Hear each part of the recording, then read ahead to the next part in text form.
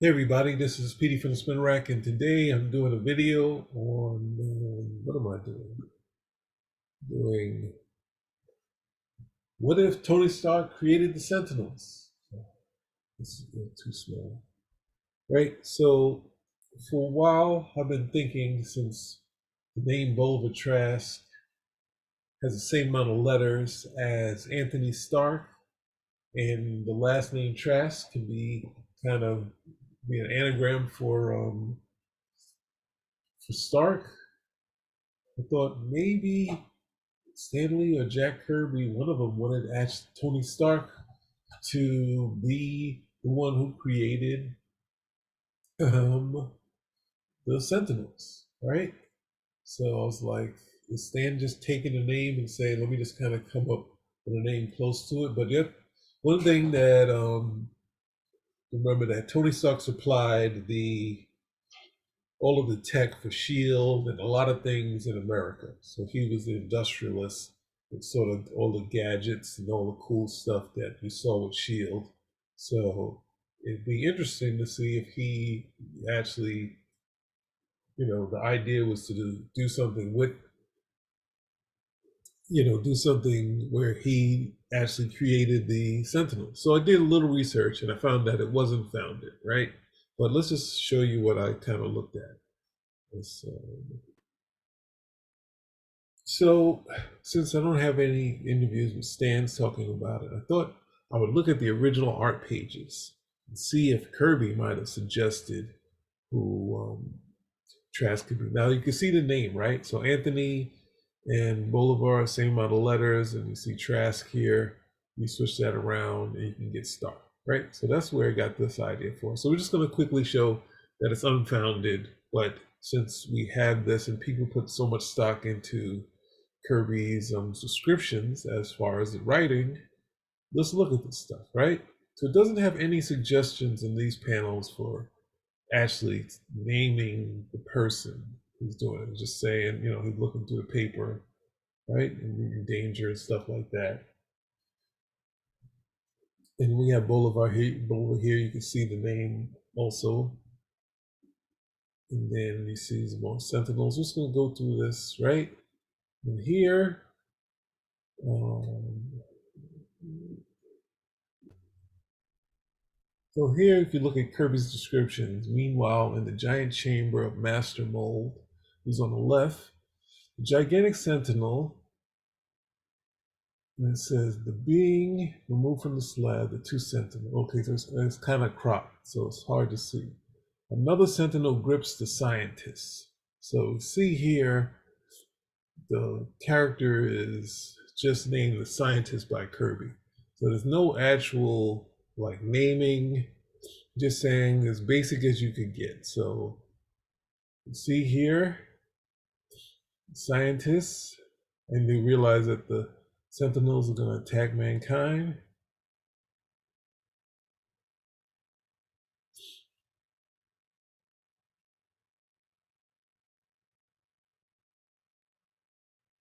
This is great. The Sentinels are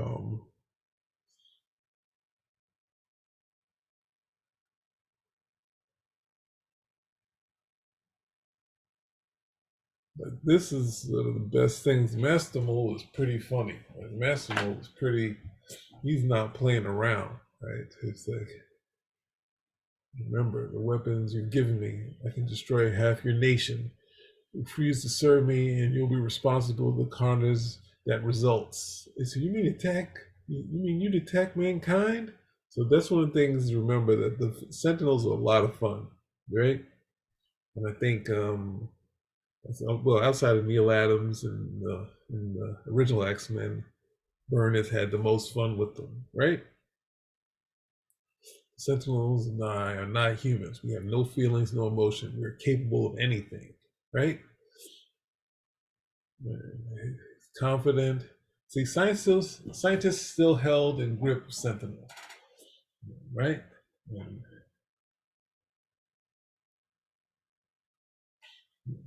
there's pretty detailed description of what's going on, but no real no real thing of character. So if you look at this, and it doesn't look like a, an older Tony Stark here. So this is where I kind of got the idea, um, seeing Bolivar Trask and seeing he kind of like an older. But those description here in these panels just say scientist. But like see here, this is kind of older Tony Stark. You can see it kind of here. So that's where I just got the idea, but it's totally unfounded. There's no proof of outside of the similarities of the last name and the length of the first name. There's no real, so like here, Kirby only says scientist looks up at cubicles, scientists is wide-eyed anxiety type of thing, description for the artist. So I think the layouts are very basic. It was basically stick figures. And Kirby was giving what his drawings were so the artist could read it and flesh out the rest of this, right? And this is, the basic part of the story was that Bolivar Trask had written all these articles, is in the paper, so Professor Xavier wants to debate him, right? So we got through that, right? Let's stop sharing that. So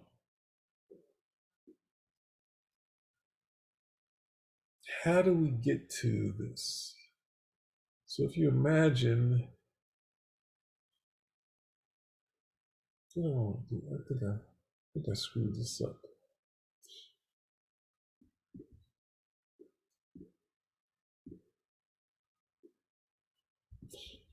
It's taking a little longer than expected.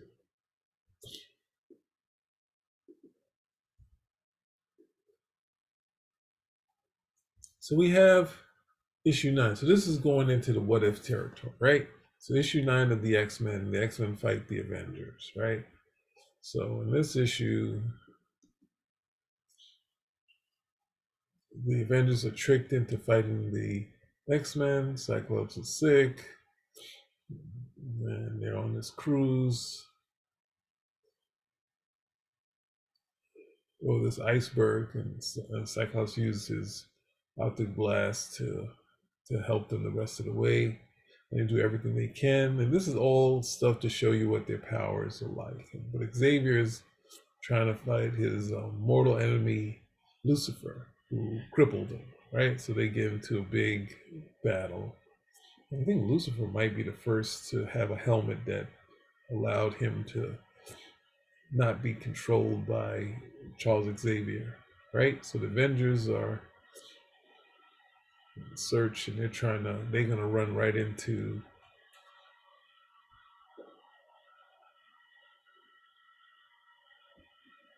the Avengers. So they have this sort of battle, which is fun.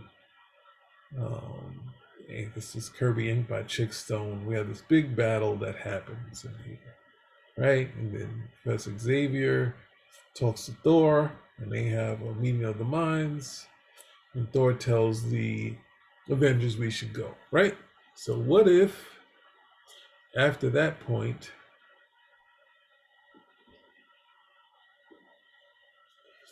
we have our hero Tony Stark? He decides he's going to start looking into mutants, and of course he starts looking into mutants, and because we have Magneto, who at this time had taken over San Marco. He also attacked Cape Citadel. So you have two of these big things that Magneto has done, outside a couple small things where he's been tossing bombs around. So looking at this, oh Lord, the mutants are pretty bad. And then you go back we go grand design, we go through the history. I don't want to use Submariner, because Submariner is more like, they don't know that he's a mutant. So that doesn't come about till the X-Men when Magneto says it. So what's the name? We had these mutants that were in the Yellow Claw that got to do all this wacky stuff around the country. at the yellows, at the Yellow Cross Express. And this is like I said it, I didn't say it's like Inception. And then we have these other incidents with the guy with the atomic brain.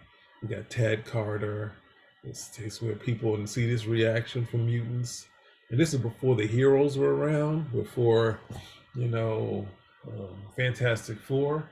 So they didn't have the mutant issue came before the actual superheroes. So we have those sort of things setting up Tony Stark saying, you know what? I need to create some Sentinels, right? And that would lead us back to our comics. So we're just going to play this out similar to how the X-Men comics played out. So I know what you're saying. You're saying, well, Tony Stark's a hero. How would this happen? Well, say it happened in the X-Men. In the X-Men, Bulba Trask has done his things. He's reporting on trying to deal with the Mutant Menace. And there still is a Mutant Menace, right? The Mutant Menace is Magneto, um, the Vanisher, Blob, all these characters, the Brotherhood of Evil Mutants, right? But at the same time, maybe instead of just saying all mutants are bad, just these ones that are the bad guys. So this gets reported, and Xavier in his thing sees this stuff being reported. He decides he's going to have a debate about this with Tony Stark, right? So Tony Stark says, "I hear that, but we just shifted a little, so he's not as like megalomaniac like Bulba Trask. We're just saying this will be, you know, this is going to be able to take mutants and take care of Menace." But he's like, Professor Xavier probably still be worried. He said, "Let me show you an example, right? I'm in full control." And soon after, Tony Stark gets shot, right? He gets shot. They capture Charles Xavier, and the X-Men come to help, right? So they get into this big battle with the Sentinels, right? And it takes them as a team a lot to try to take down these Sentinels. And this is one of the fun storylines, right? Look at this shot here by Werner Roth. That's an amazing shot right there. So we had the story play out the same way, but the only thing we have to get to is the end, which is the harder thing, right? Because these guys have captured Tony Stark and they're just carting him around like a rag doll. So he'll never get to a point where he can escape to actually stop the Sentinels, which is the moment we kind of need. But staying within the story is kind of tough to have a point where Bulba Trask. So the X-Men try to get to the complex. They have Bulba surrounded still. And they have all these traps to take down mutants, right? And we had this setup, which I showed you before, where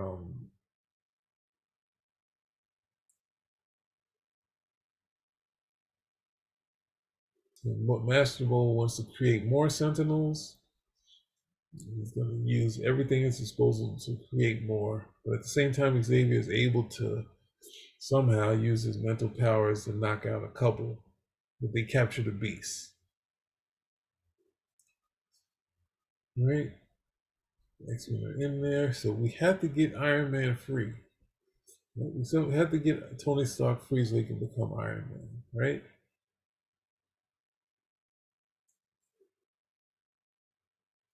Gold was not letting, Massimo was not letting Tony Stark out of his sight, right? But then this point would be a good point for Iron Man to come on.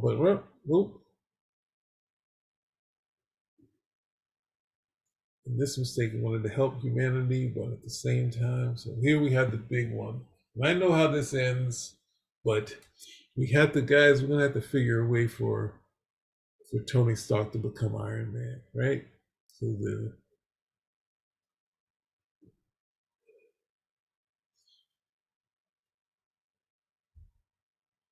X-Men are captured. Where's Boulevard? So here he's still captured by these.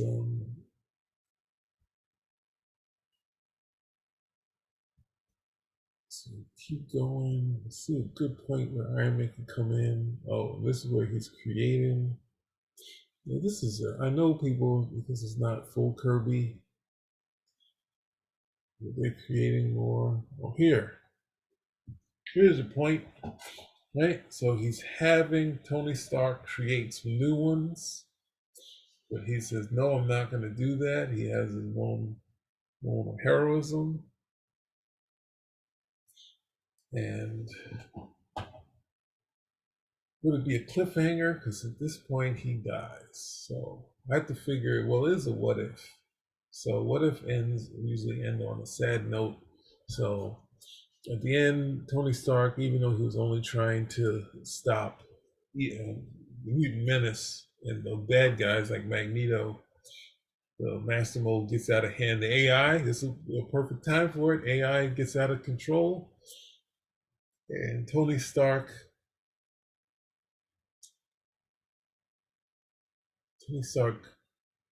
is on his death, but he can be powered by.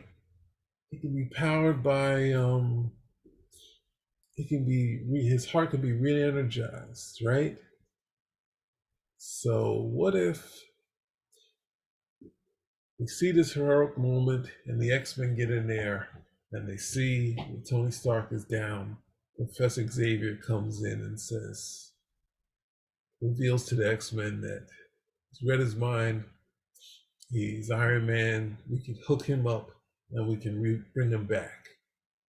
And they said, well, we have to do this before the police come in, or else the world will know that Tony Stark is Iron Man. And they revive him, and then Tony Stark has a moment of his mistake of what he did of creating these Sentinels. But at the same time, Xavier said, no, like, I get it. You're trying to stop stuff like Magneto, but the AI is too dangerous to create. So, I guess that's it. It'd be actually, it's because this one was a sad ending, but a heroic for Boba Trask. If Tony Stark was in there, we would reverse it, right? We would reverse it, and in the death scene of Tony Stark, we would have the X-Men with Professor Xavier's help see the metal plate, the chest plate of Iron Man. They hook him up. It jump starts him, and he's alive. And then he comes out publicly as Tony Stark saying, "I was totally wrong. Mutants, the X-Men have done a great service to humanity." And just like in this one, but at the same time, we wouldn't have the death of Tony Stark. It's too cool. I mean, I know this one's the original went to the death. This one will go the other way. All right. So there we go. Got you guys another what if, and I totally there's no point where it looks like Stan or Kirby were planning Tony Stark to be Boba Trask, but this is a fun thing to try to search out. All right. So that's about it. Spin a rack. Out.